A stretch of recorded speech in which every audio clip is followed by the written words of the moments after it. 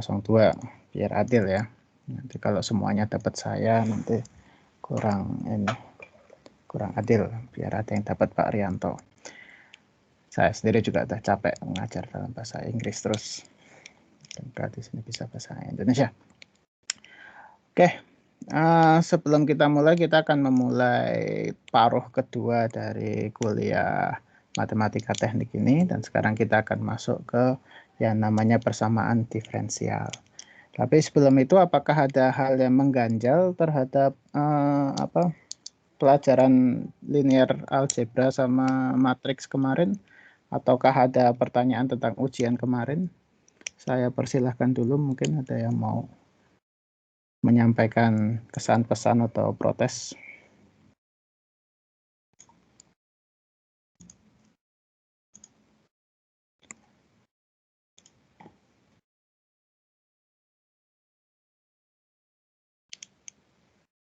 Mungkin saya mau bertanya sedikit sih, Pak.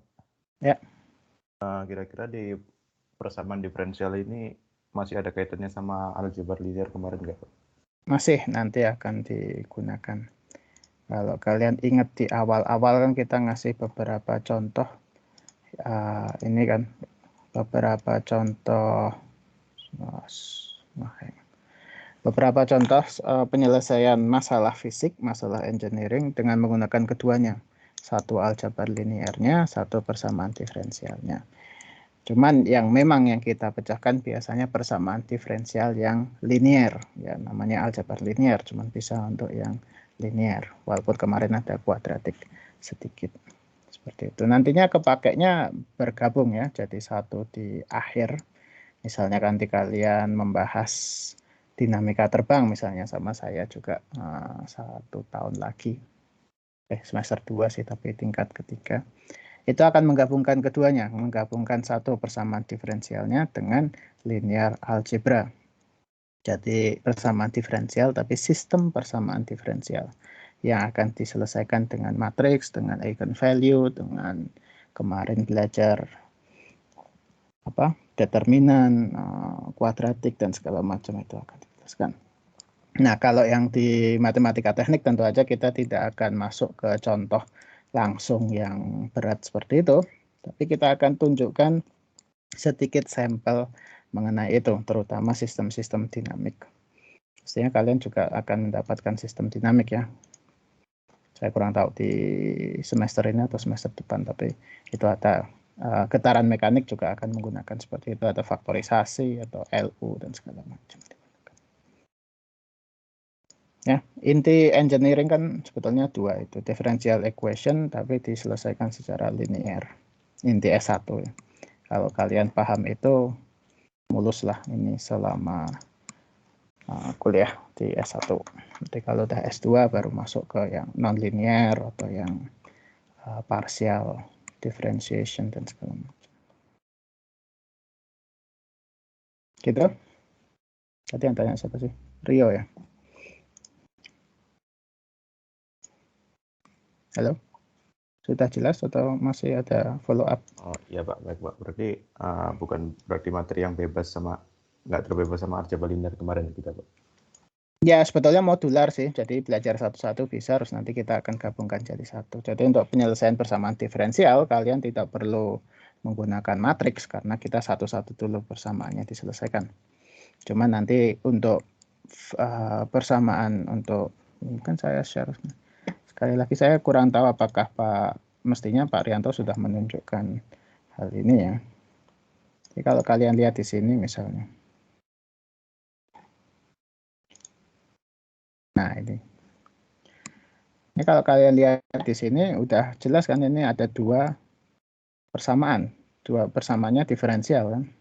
Tapi diselesaikan nanti dengan bantuan matriks untuk menyelesaikan keduanya. Seperti itu. Jadi bukan cuman ini juga sama. Ini pesawat malah lateral directional. Ini juga ada dot atau ada aksen kayak gini kan menunjukkan diferensial ya, bukan di sini. Nah ini U dot, W dot, Q dot, ini semuanya diferensial. Tapi kita tidak mungkin menyelesaikan ini cuma satu persamaan karena ini suatu sistem. apalagi pesawat udara itu 6 degree of freedom. F sama dengan MA yang kalian kenal di zaman SMA itu harus diterjemahkan harus diejawantahkan dalam 3 aksis, 3 dimensi. Dan juga ada putarannya juga 3 dimensi, jadi ada 6 degree of freedom. Nah, maka dari itu penyelesaiannya harus suatu sistem yang membuat kita jadi perlu matriks seperti ini.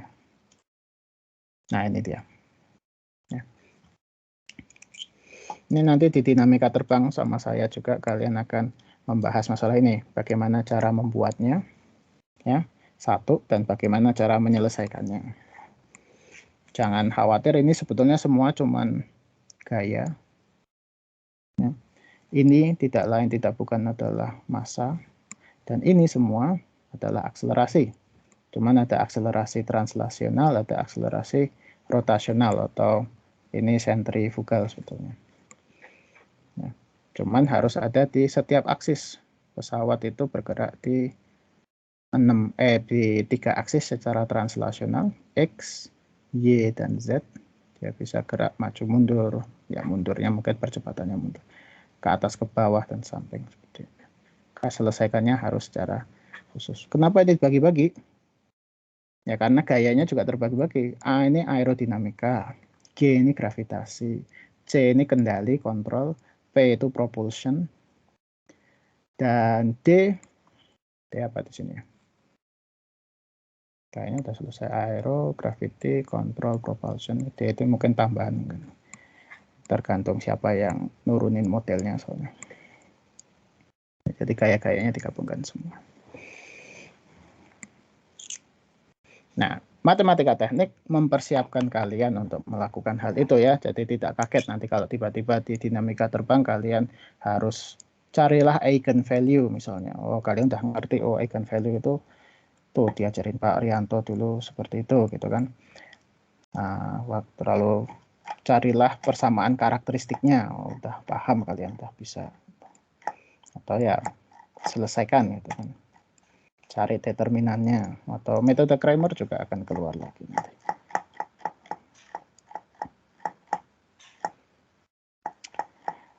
Oke, kalau ada pertanyaan lain? Kalau enggak ya kita mulai aja nih, persamaan diferensial. Cuman hari ini karena cuma 1 jam dan siang-siang gini kan kurang ini ya, kurang menarik ya. Jadi saya akan istilahnya introduction dulu aja tentang persamaan diferensial, dan mungkin sebagian dari kalian sudah paham sebetulnya persamaan diferensial itu apa ya.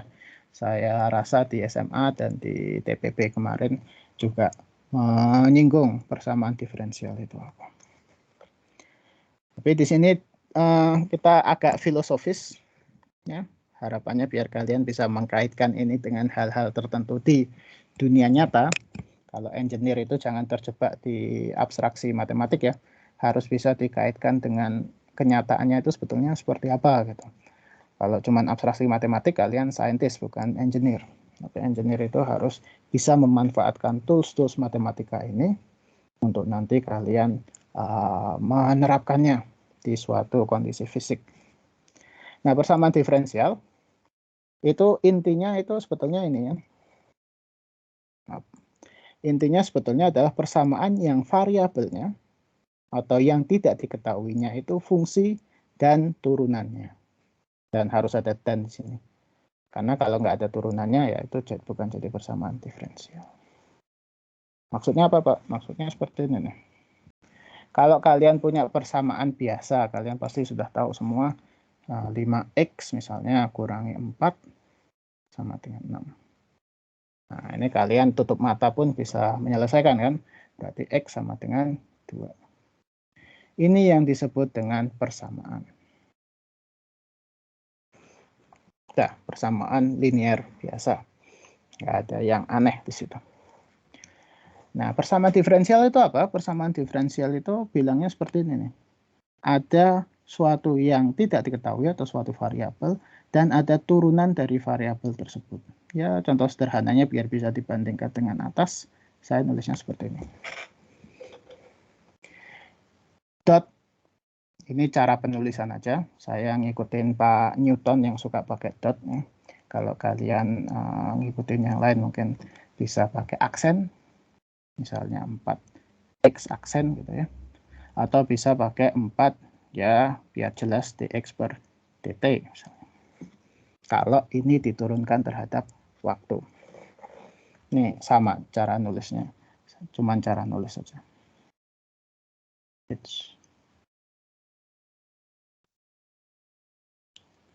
Oke. Ini adalah persamaan diferensial. Nah, kalau kita bayangkan kira-kira solusinya apa nih persamaan diferensial itu? Apakah kita juga mencari X sama dengan di sini? Tentu aja tidak, karena sekarang kita punya X dot. Apa arti dari X dot ini? Bahwa X itu tergantung suatu variabel lain. X itu bisa diturunkan terhadap suatu variabel lain. Kalau kita bayangkan secara fisika, berarti biasanya diturunkan terhadap variabel waktu. Atau yang kita tadi tulis ya, 5x min 4 dx per dt sama dengan 6. T di sini, ini yang kita sebut sebagai variabel independen. Tidak bergantung pada yang mana, tapi bikin X itu berubah-ubah. Tentu aja T ini bisa variabel lain ya. Saya bisa aja dx itu tidak diturunkan terhadap waktu, tapi saya turunkan terhadap posisi Y misalnya. Itu bisa. Atau apalah variabel A, atau B, atau G, dan segala macam. Terserah. Tapi kalau dalam fisika biasanya diturunkan dalam variabel independen waktu. Nah, dari sini kita tahu bahwa X itu bergantung pada T. Artinya, ini nggak mungkin suatu konstanta. X itu tidak mungkin suatu konstanta. X ini pasti tergantung T, ya kan? Karena dx per dt. X dot, ini paling gampangnya 6. Ini pasti seperti ini. Oke. Artinya, waktu kita mencari X sama dengan ini, kita tidak mencari suatu konstanta di situ, tidak mencari X sama dengan 2 seperti yang di atas, tetapi X sama dengan suatu fungsi terhadap T.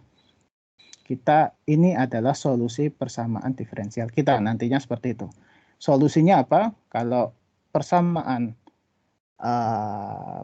biasa seperti itu atau linear seperti ini, solusinya adalah X sama dengan 2, kita selalu mencari satu angka X sama dengan berapa. Bahkan kalau sistem kita juga tahu X1, X2, X3 ini sama dengan berapa gitu kan. Tapi kalau di persamaan diferensial kita mencari X sebagai fungsi dari variabel independennya, atau dalam hal ini waktu, berarti fx itu fungsi dari waktu. Tapi Pak, x dot gimana Pak? Nah, kalau cuman seperti ini, kemungkinan besar x dotnya konstanta. Ya, tidak ada informasi di sini yang menyatakan apakah x dot apakah x dot tergantung waktu atau tidak. Tapi kalau kita punya persamaan seperti ini, misalnya saya expand lagi persamaannya, ini x dot, dotnya jadi kurang jelas, plus x double dot misalnya. Wah, apalagi tuh x double dot. Nah, kalau sudah dinyatakan seperti ini, kita bisa tulis, biar variabel independennya kelihatan, kita bisa tulis ini sebagai d kuadrat dt kuadrat gini kan, plus ini 4 dx per dt, ini masih 5x. Moga-moga tulisan saya jelas. Tapi ini menyatakan bahwa X ini berubah terhadap waktu, ya, karena ada faktor dx per dt. Tapi dx per dt ini juga berubah juga terhadap waktu. Artinya, sekarang kita punya, kalau kita disuruh mencari solusi dari ini, kita tetap mencari solusi dari X, suatu fungsi terhadap T, tapi X dot juga akan merupakan suatu fungsi dari T. Ya, karena X dot ini, dx per dt ini, berubah juga terhadap waktu. Ada d kuadrat x per dt kuadrat. X double dot mungkin konstanta. Bisa. Tapi bisa juga berubah terhadap waktu. Kenapa enggak? Cuman enggak ditulis aja di sini. Oke, jadi ini namanya persamaan diferensial. Ini mungkin biar untuk jaga-jaga aja. Kalau ada yang belum tahu, kenapa saya bilang dx per dt ini berubah terhadap waktu, karena d kuadrat x per dt kuadrat ini itu sama dengan d dt dx per dt gitu ya. Jadi ini coretannya kurang jelas ini. Dx. Jadi dx per dt-nya juga diturunkan terhadap dt. Oke. Intinya apa? Intinya kita nyari solusinya sekarang adalah suatu fungsi. Apa sih bentuk fungsi dari persamaan diferensial kita nantinya? Di sini seperti itu. Oke, mungkin nah ini di SMA mungkin kalian sudah kenal caranya menurunkan atau integrasikan dan seterusnya. Tapi sekarang kita akan mempersulit masalah ya. Ini tidak bisa serta-merta diselesaikan dengan cara yang kalian tahu. Ya, meskipun ya mungkin kalian bisa aja integrasikan dulu, tapi kan tidak selesai-selesai juga. Oke, karena ada dua.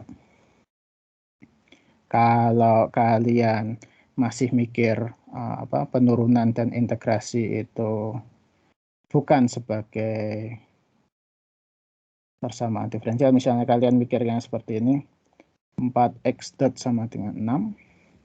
Nah, ini mungkin 4x dot min 6 sama dengan 0. Nah, ini mungkin kalian integrasikan di sini, kalian bisa mendapatkan x.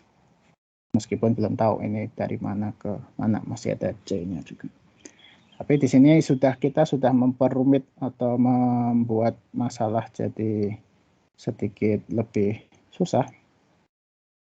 Karena sekarang variabelnya sendiri ada, atau fungsinya sendiri ada, dan turunan dari fungsi itu ada.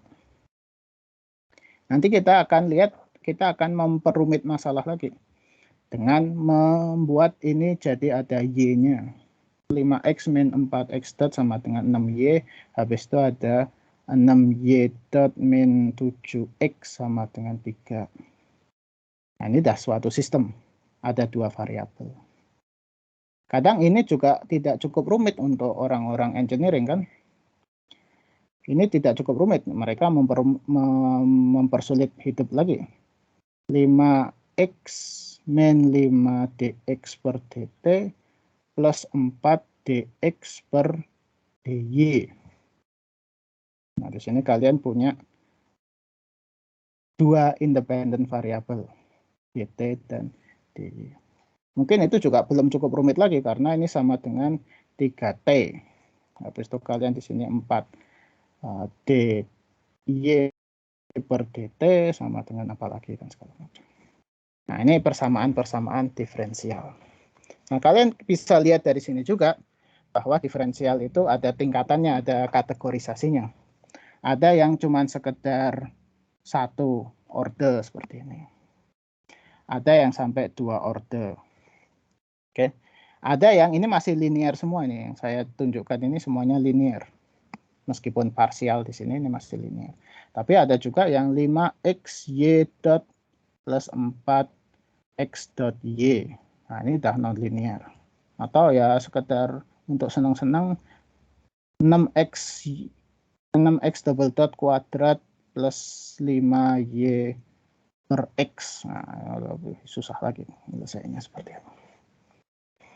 Oke, ini semua persamaan diferensial. Kita tidak akan membahas sampai yang rumit-rumit tentu aja di sini. Kita akan menunjukkan contoh-contoh penyelesaiannya.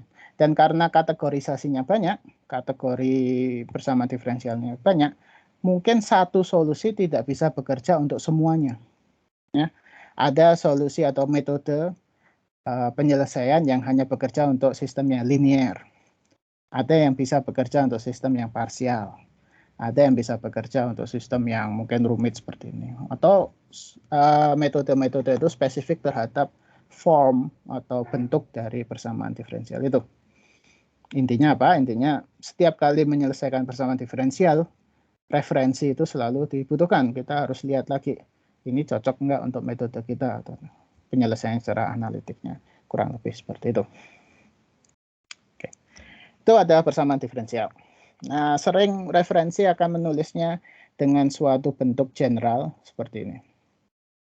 Tapi jangan bingung ya, sekali lagi ini Y-nya itu variabel kalian, X-nya itu independen variabel. Di fisika biasanya ini adalah waktu, X-nya waktu, X-nya dipindah ke atas. Lalu ada koefisien dari sistem tersebut, lalu ini diturunkan berapa kali. Tapi ini masih linear di sini ya. Ini adalah bentuk umum persamaan diferensial yang linear. Oke, itu pembukaannya. Itulah persamaan diferensial. Nah, pertanyaan utama adalah ngapain sih Pak kita belajar seperti itu, gitu kan? Ya karena kalian di engineering secara tidak langsung kalian sudah menandatangani kontrak untuk belajar persamaan diferensial. Karena mau kalian lari ke fakultas manapun ini akan muncul lagi. Ya. Kenapa? Karena engineering itu basisnya kan dari hukumnya Pak Newton ya. Hukum Pak Newton itu apa? F sama dengan M kali A. Pak Newton nggak nulis seperti ini sebetulnya. Nulisnya seperti M X double dot. Ya kan? A itu adalah akselerasi yang merupakan turunan kedua terhadap waktu dari posisinya. Nah, selama kita masih berkutat pada hukumnya Pak Newton ini, selama itu juga kalian akan ketemu persamaan diferensial. Sayangnya seperti itu. Coba kalau Pak Newton merumuskannya F sama dengan mx gitu aja. Nah, ini udah linear, ini apa? Aljabar biasa sudah bisa menyelesaikan. Ini inti dari kalkulus juga sama seperti itu ya. Ini ada satu persamaan sebuah apa ini apel ya. dm ini d kuadrat h per dt kuadrat. Ini sama ya tadi akselerasi ini berarti. Itu harus sama dengan m kalikan g. Ini adalah hukum Newton, dengan kata lain ini adalah percepatannya ya, semuanya tahu juga seperti itu. Oke. D kuadrat per dt sama dengan negatif gravitasi. Dari sini, karena ini persamaan diferensial yang cuma ada turunannya, kalian bisa menggunakan cara metode apa sih istilahnya? Saya kok lupa. L'Hopital ya. Nah, saya lupa istilah.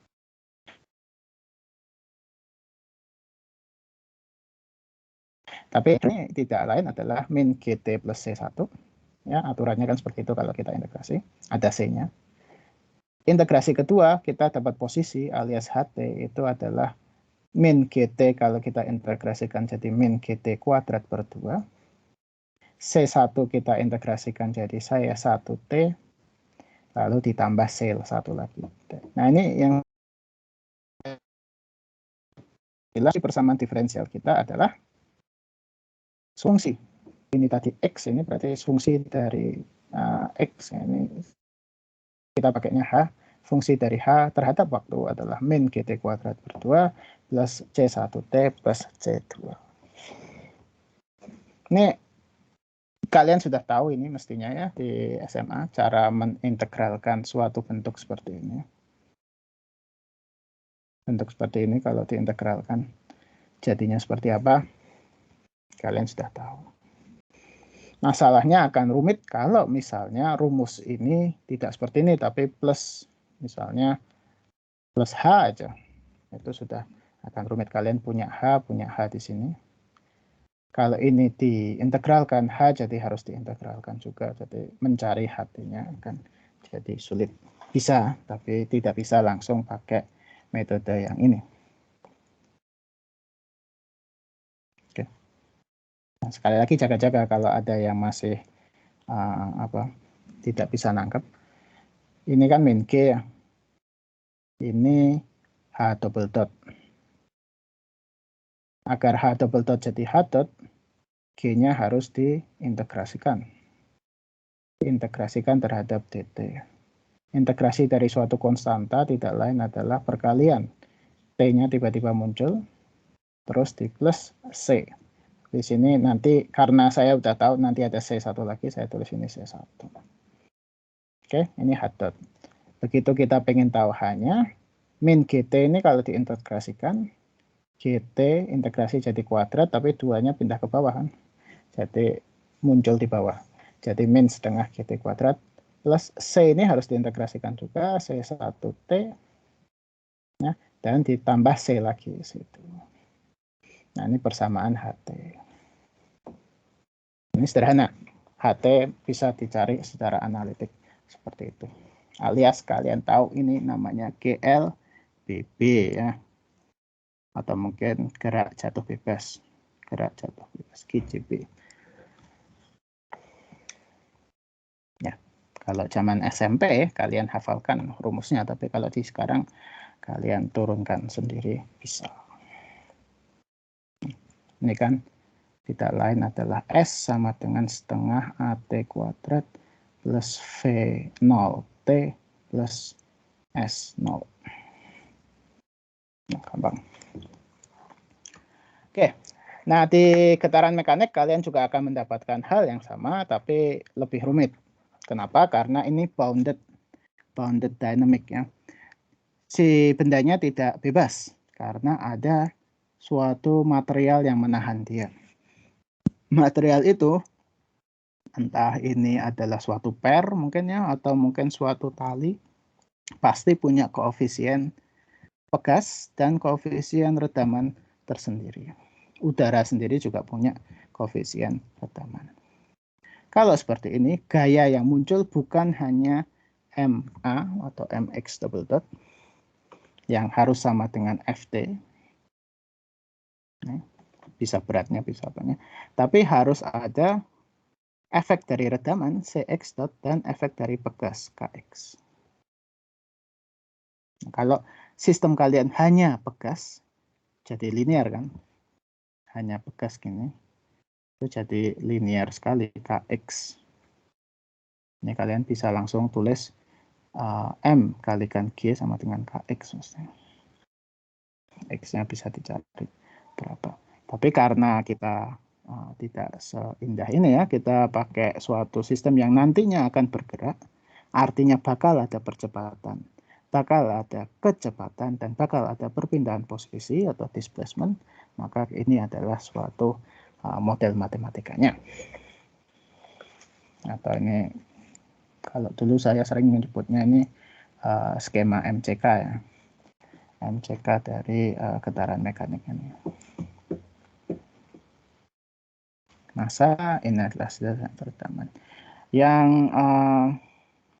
cukup bagus dari sini adalah karena kita sekarang bisa memperkirakan dengan kombinasi massa, redaman, dan pegas tertentu, kita bisa memprediksi kira-kira gerakan dari sistem ini itu getarannya seperti apa. Mungkin getarannya kalau ideal tidak ada redamannya akan bergerak secara osilatori harmonik, tidak akan berhenti sampai selamanya kayak gini. Oke, atau kondisi ideal, atau kalau kalian menyelesaikan soal di SMA itu soal-soal yang kondisinya ideal, resistensi udara diabaikan dan segala macam. Itu hasilnya adalah getaran harmonik atau getaran yang tidak akan selesai. Itu solusi, karena ini adalah X kan, artinya kalian punya XT di sini. Kalau getarannya harmonik, kemungkinan XT ini adalah bentuk akhirnya pasti adalah persamaan yang osilatori juga. Persamaan osilatori paling sederhana itu adalah sinus dari frekuensinya kalikan T. Ya. Nah, nanti kalau kalian tahu ini, solusinya pasti bentuknya nanti bisa dijadikan seperti ini. Ya, tentu aja, tapi masih ada tambahannya E pangkat berapa. Ini yang kalian akan pelajari sekarang ya di paruh kedua matematika engineering ini. Seperti itu. Jadi intinya XT. Tapi nanti kalau kalian dapat seperti ini hasilnya, ternyata dia tidak teredam tapi malah tidak stabil seperti ini nanti XT-nya atau solusinya yaitu suatu fungsi terhadap T adalah eksponensial pangkat berapa. Intinya seperti itu, solusi persamaan diferensial. Pengen lebih rumit seperti ini, misalnya kalian punya shock breaker, ada roda, ada suatu beban di situ. Ini juga sama, ini masih skema. Cuman sekarang yang gerak ada 2. Ban ini akan bergerak naik turun. Jadi kalau ada input dari tanahnya, misalnya naik sedikit gini, dia akan jeglek bergerak. Tapi gerakan yang ada di sini belum tentu sama dengan gerakan yang di sini kan. Ini gerakannya U, ini gerakannya X. Tapi bisa dimodelkan. Kira-kira U gerak seperti apa, X seperti apa. Ini nggak akan saya jelaskan, tanyakan di pelajaran getaran mekanik. Tapi kurang lebih model matematikanya adalah suatu persamaan diferensial. Solusinya sekali lagi kita mencari XT-nya nanti jadinya seperti apa. Kalau ini ya kira-kira bakal osilatori, ya berarti hasil akhirnya pasti osilatori juga. Atau mungkin eksponensial atau apa, nih hasil akhirnya nanti akan jadi seperti apa. Tapi intinya yang kita cari adalah suatu fungsi terhadap waktu. Nah, tidak cuman eksklusif ke hukum Newton dan mekanika ya, kalau kita bahasnya patokan kita selalu hukum Newton, dan ya karena kita bagian dari mekanika engineering itu masuknya ke situ. Tapi di elektro ini juga muncul karena kita punya yang hampir sepadan dengan hukum Newton. Tapi dalam hal Q itu apa? Q itu tegangan. Q itu apa ya? Tegangan ya, tegangan. Seperti ini. Ini diturunkan 2 kali, ini diturunkan sekali, dan ini Q itu sendiri. Yang akan terpengaruh sama L, yaitu induktansi, ini R, resistansi, dan seperse atau kapasitornya. Dari sini kita bisa memperkirakan tegangannya yang akan terjadi sebesar apa. Q itu kayaknya arus ya. Arus. Ya, arus. Sama, kita akan poin saya rusak. Yang kita cari di sini adalah solusi QT sama dengan berapa. Ya, sekali lagi jangan bingung, ini adalah penulisan dengan eksplisit T-nya keluar, tapi kan sama aja ya. Q double dot plus R Q dot plus seperse Q. Saya kurang tahu apakah elektro lebih suka pakai yang ini atau enggak. Tapi kalau di kita, di dinamika biasanya suka pakai yang dot-dot seperti ini. Oke. Ini rangkaian listrik bisa diselesaikan juga. Saya nggak akan masuk ke sini. Ini model RLC. Bagi kalian yang masih tertarik sama elektro, dan sebaiknya tertarik juga karena kehidupan tidak bisa lepas dari elektronik. Oke, nah dari sini ada pertanyaan dulu. Tentu aja contoh-contohnya nggak cuma ini, banyak contoh-contohnya. Kalau kalian lihat di referensi, kadang mereka ngasih contoh yang lain seperti wave wave equation seperti dan lain sebagainya. Radioactive decay, heat equation juga nanti sama Pak Lavi, kalian pasti juga akan dapat differential equation dan seterusnya.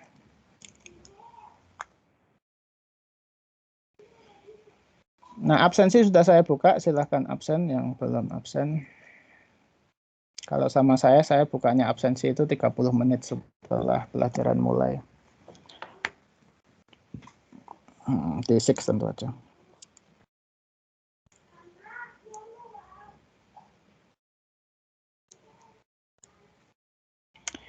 Oke, kalau tidak ada pertanyaan ya berarti saya bisa langsung aja. Tadi saya sudah sebutkan persamaan diferensial itu ada macam-macam kategorinya, dan caranya mengkategorisasi itu juga macam-macam. Yang harus kalian perhatikan adalah pada setiap perubahan bentuk dari persamaan diferensial atau setiap kategori ini, cara penyelesaiannya mungkin harus sendiri-sendiri metode penyelesaiannya. Jadi hampir tidak ada satu metode yang bekerja untuk semuanya. Bahkan kalau kalian ingat metode Laplace misalnya ya untuk menyelesaikan ini, Laplace sendiri punya tabel, nanti dengan metodenya juga harus lihat di tabelnya macam-macam. Sedemikian rupa sehingga semuanya harus dianalisis satu persatu. Syukur-syukur kalau kalian nemu fenomena baru di alam, lalu kalian mencoba memodelkannya, model itu bentuknya sudah ada di kategori-kategori bersama diferensial ini. Jadi kalian punya metode untuk menyelesaikannya. Oke, nah, ini saya tunjukkan. Ini adalah model yang disebut dengan ordinary differential equation. Kenapa ordinary? Kita selalu bilang ini ordinary apabila variabel bebasnya itu cuma satu. Sebagai contoh di sini variabel bebasnya adalah waktu. Nah, ordinary ini adalah yang istilahnya paling mudah atau paling sederhana untuk diselesaikan, baik secara analitik maupun secara numerik. Oke.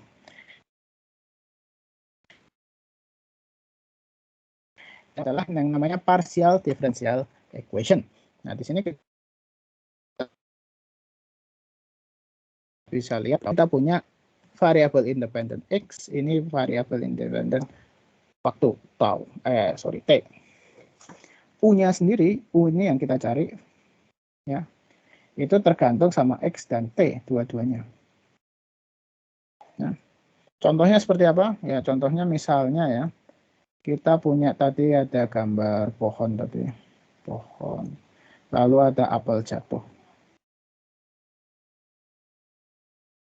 Oke. Ini akan bergantung pada gravitasi. Tapi kalian yang sudah dapat ilmu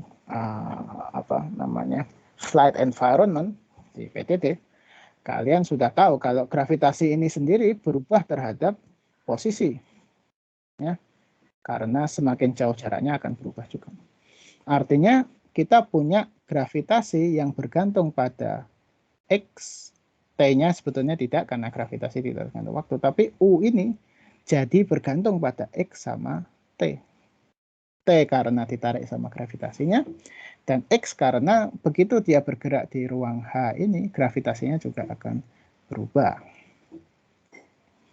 Ya, nah di sini akselerasi kita turunkan terhadap X kuadrat, tapi U ini nanti hasilnya harus UXT, karena gravitasi berubah terhadap X. X dalam hal ini H, ketinggian. Seterusnya. Nah, kalau pengen menyelesaikan seperti ini namanya partial differential equation. Yang paling suka ini adalah di bidang aerodinamika. Nanti kalian sama Pak Lave ya, sama Pak Pram mungkin akan belajar masalah ini lebih banyak. Kalau saya sendiri tidak suka, karena mekanika terbang biasanya berhenti sampai ordinary differential equation, itu pun sudah banyak sekali kasus-kasusnya. Lalu ada sama seperti persamaan biasa, ada yang linear, ada yang non-linear. Taunya dari mana? Ya kita lihat aja variabelnya ini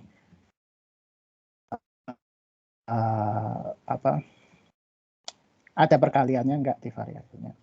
Ini dibentuk dari suatu polinomial yang dihubungkan dengan plus. Tapi ada juga yang non-linear, ya, di mana mungkin kita punya seperti ini, yang paling simpel contohnya, di variabel X dan Y ini saling kopling. Nah, ini biasanya tidak disukai saling kopling seperti ini, karena menyelesaikannya secara matriks juga susah. Kita tidak punya cara menyelesaikan ini dengan matriks yang kemarin itu. Atau kita punya gabungan antara diferensialnya dan fungsinya sendiri. Fungsi dan turunannya kopling seperti ini. Ini benar-benar tidak linear, ini non-linear. Tapi non-linear juga bisa diwakili oleh suatu fungsi yang non-linear seperti ini. Sinus itu non-linear ya, tidak lurus, tidak garis lurus. Jadi d kuadrat theta per dt kuadrat plus g per L sin theta ini sudah non-linear. Trigonometri itu non-linear.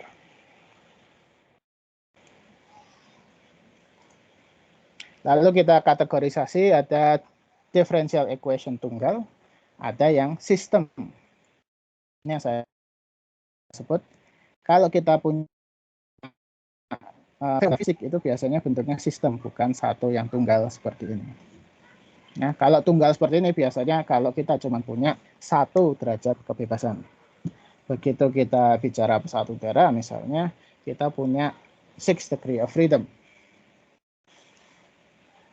di mana keenamnya itu bekerja secara independen ya. Gaya di X tidak akan mempengaruhi Y dan seterusnya, kecuali kalau ada putaran.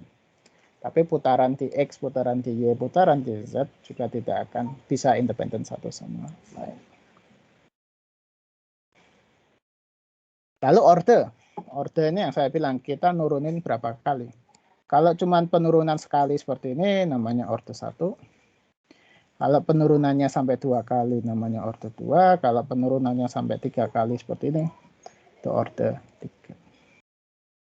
Nah, sekali lagi, orde 3 mungkin kalian akan temukan itu di aerodinamika atau CFD, nanti banyak yang seperti itu ya. Tapi kalau di Mekter biasanya berhenti sampai orde 2, karena gerak benda itu sangat mengacu pada F sama dengan M kali A, di mana ini cuma orde 2. Kurang lebih seperti itu. Nah, ini yang penting ini. Bagi saya, kalau untuk kalian yang pengen lebih mempelajari fenomena fisika lebih banyak, ya mungkin ordenya sampai banyak juga boleh. Tapi jangan tanya saya. Oke, lalu ada persamaan yang disebut homogen dan non-homogen. Apa itu? Homogen itu kalau sistem kalian berdiri sendiri, tidak melibatkan fungsi eksternal. Seperti ini. Kalian punya MZ double dot dan KZ sama dengan 0. Ya, ini kasus getaran bebas biasanya seperti ini. Jadi tidak ada input, cuma berdiri sendiri. Tapi kadang kalian eksitasi sistem kalian ini atau persamaan diferensial kalian ini dengan suatu input, misalnya gaya yang juga bergantung pada waktu. Atau di sini contohnya elektrik ini. Ini ada input E bergantung pada T. Ini sudah ada inputnya, ini biasanya non-homogen. Artinya di sini kita punya sistem yang tereksitasi terus, atau sistem yang bisa berubah terus tergantung inputnya seperti apa. Dan kita lihat sasaran kita adalah QT, ya, tapi kita sudah punya fungsi lain juga yang bergantung pada T, beda sama yang ini. Nah, mungkin sudah pada bisa mengira-ngira ya, kalau kita mau membuat suatu bentuk matriks mungkin kebanyakan pakai yang homogen, karena transformasi ini transformasi linear. Sedangkan yang sudah ada melibatkan satu fungsi yang lain di luar, baik itu konstanta maupun suatu fungsi, itu akan menjadi suatu sistem yang non-homogen. Bisa diselesaikan juga, tapi ya lebih memperumit masalah. Oke, lalu ada istilahnya koefisien konstan dan tidak konstan. Kita bisa lihat differential equation seperti ini, ya, L Q double dot, A R Q dot, dan seperse Q sama dengan ET. Tapi ininya kan tidak berubah ya, resistansi tidak berubah dan segala macam.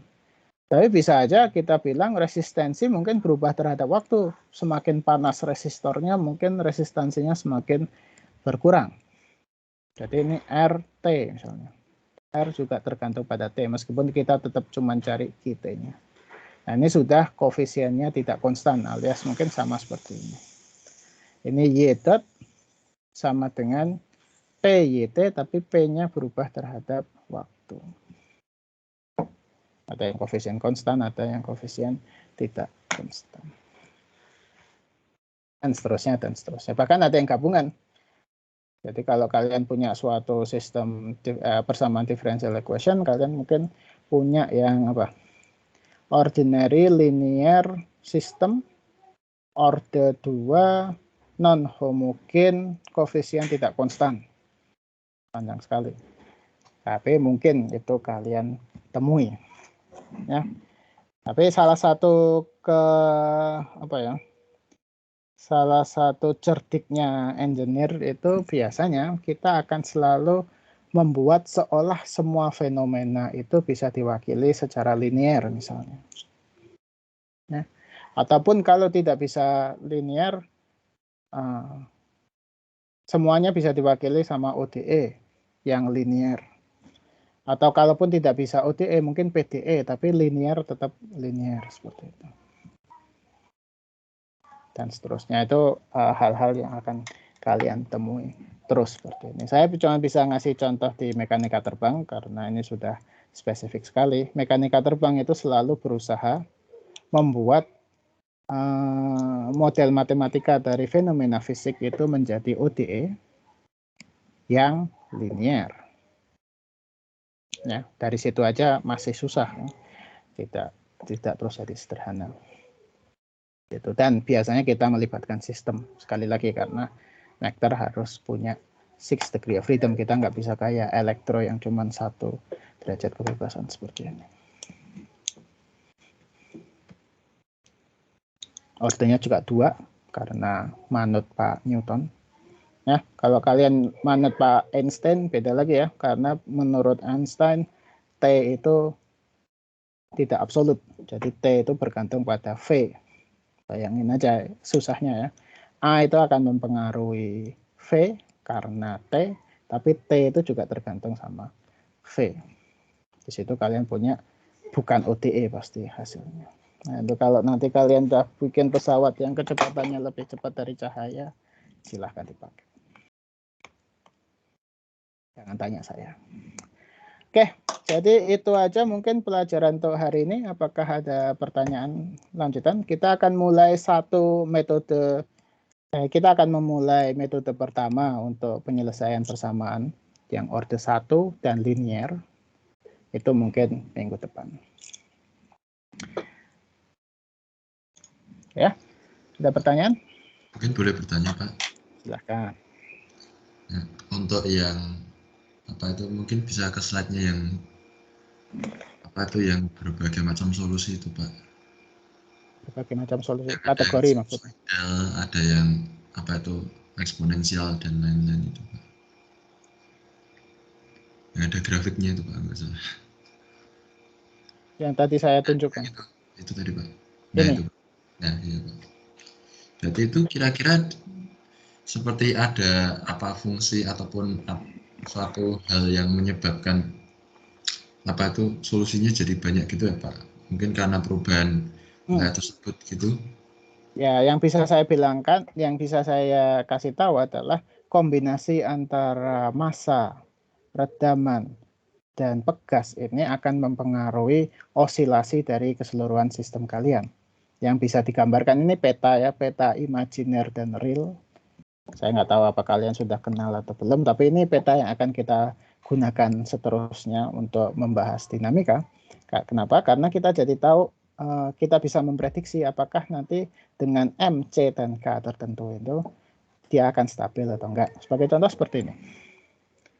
Misalnya saya punya sistem yang cuma ada pegasnya. Pegas saja, redaman mungkin agak susah dipikirkan. Oke. K itu semakin besar berarti pegasnya semakin kuat kan? Artinya bisa aja saya tarik ini ke bawah kemudian saya lepaskan karena saya pengen homogen, tidak ada gayanya. Bisa aja dia langsung jepret ke atas, jeduk. Tapi cuma sekali. Dah, selesai. Apalagi kalau masanya, tapi kalau K-nya itu dikurangi, mungkin dia setelah ditarik dan dilepaskan dari sini, dia akan osilasi dulu sekali mungkin. Kalau K-nya semakin lemah, dia akan osilasi lebih banyak lagi sebelum teredam. Itu. Oh, sorry, saya salah. Ini tadi tanpa redaman ya. Salah semua jadinya. Oke, saya ulangi. Karena tanpa redaman, dia akan selalu harmonik. Kalau K-nya sangat kuat, dia akan naik karena saya tarik dari atas berarti ya. Dia akan bisa sekali aja langsung hilang, tidak sampai osilasi. Tapi kalau K-nya semakin lemah, dia akan semakin osilasi. Dan karena tidak teredam, dia osilasi secara harmonik terus-terusan sampai kiamat. Kemudian kalau K-nya lebih lemah lagi, dia mungkin langsung lebih jauh lagi. Nah, kombinasi K dan M ini akan menentukan gerakannya yang akan terjadi di sini. Begitu kalian kasih redaman, panjang amplitudo ini akan berkurang setiap saat dia balik, yang akan membuat dia semakin lama semakin kecil. Seperti itu. Atau kalau redamannya sangat kuat, mungkin sekali gini langsung udah 0 di sini. Nah, itu tergantung kalian milih M-nya berapa, C-nya berapa, K-nya berapa, gitu kan? Atau sistem kalian punya sistem yang seperti apa. Nah, bayangkan kalau misalnya ini dipegangin terus, FT misalnya. Nah, gerakan ini akan bergantung sama FT yang ada di sini. Itu input dari sistem yang non-homogen. Begitu, apakah menjawab pertanyaan? Oke, Pak. Jadi mungkin kalau misalkan itu ada kasus untuk misalkan suatu getaran tak stabil itu memang karena driving force-nya itu hampir menyamai tertentu dari sistemnya itu ya. Ya, itu harus dicek. Saya bisa bilang kalau kalian, karena kalian sudah dapat eigenvalue, kalian akan tahu nanti suatu sistem itu bisa diprediksi dinamikanya dengan eigenvalue. Kok bisa, Pak? Apa hubungannya eigenvalue? Yaitu masih nanti ya. Tapi hubungannya nanti sama eigenvalue. Karena ini adalah peta dari eigenvalue kalian. Eigenvalue kalian, kalau eigenvalue-nya cuma real, maka kalian tidak akan punya gerakan osilasi. Itu berhenti di sini aja. Kalau kalian punya imajiner sebagai eigenvalue, maka sistemnya bisa ini tidak stabil oscillatory atau getaran yang tidak stabil seperti yang kamu bilang tadi. Bisa stabil oscillatory apabila realnya itu negatif. Seperti itu ya. Eigenvalue negatif biasanya yang dicari. Seperti itu. Nah, kenapa seperti itu? Mungkin di luar kuliah ini, nah mungkin bisa saya jelaskan nanti di kuliah. Atau Pak Rianto mestinya menjelaskan di kuliah sistem dinamik. Pastinya ada. Di pesawat juga tidak lepas dari itu, kita akan menggunakan hal yang sama. Bedanya di pesawat biasanya kita nggak bounded MX saja, tapi FT-nya yang bermacam-macam. Seperti itu. Satu contoh lagi adalah yang ini. Ini juga sama. Shock breaker kalian keras, empuk. Shock breaker itu sudah ada pair-nya dan redamannya karena ada oli di dalamnya. Jadi K dan C-nya ini ada harganya sendiri. Tentu aja M juga selalu ada, namanya massa. Nah, kalian punya shock breaker empuk atau keras, itu akan menentukan apakah carriage ini bakal goyang banyak. Mungkin kalian nggak suka goyang terus gitu. Kalau C-nya rendah, berarti dia akan goyang lama sekali. Atau kalian punya redaman yang sangat tinggi, jedek gitu langsung selesai, itu redamannya tinggi. Atau K-nya sangat kuat, redamannya tidak bisa menggantikan, jadi dia kayak gini. Itu kalian sudah yang suka naik motor atau punya mobil juga tahu kan, shock breaker akan menentukan itu semua. Itu hubungannya sama jalan. Kalau jalan kalian bentuknya macam-macam seperti ini, input ini pengaruhnya kemana? Nah, kalian bisa aja menyusun MCK sedemikian rupa sehingga meskipun tanahnya bergelombang banget seperti ini, gerakan ini mungkin sangat redam. Gerakannya cuma sedikit. Itu shock breaker yang sangat bagus. Ya, jadi kira-kira paham. Tapi ada juga shock breaker yang nggak bagus. Perbandingannya satu-satu. Ini naik ke sini, di sini juga naik sama. Nah, ini pusing yang ada di naik di atasnya. Kalau nggak ada shock breakernya, ini jadi satu-satu. Kalau rigidnya, rigid.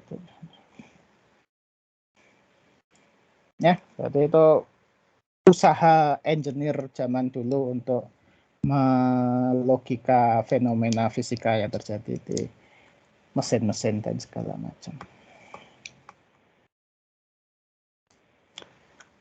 Apakah itu menjawab atau masih ada follow up?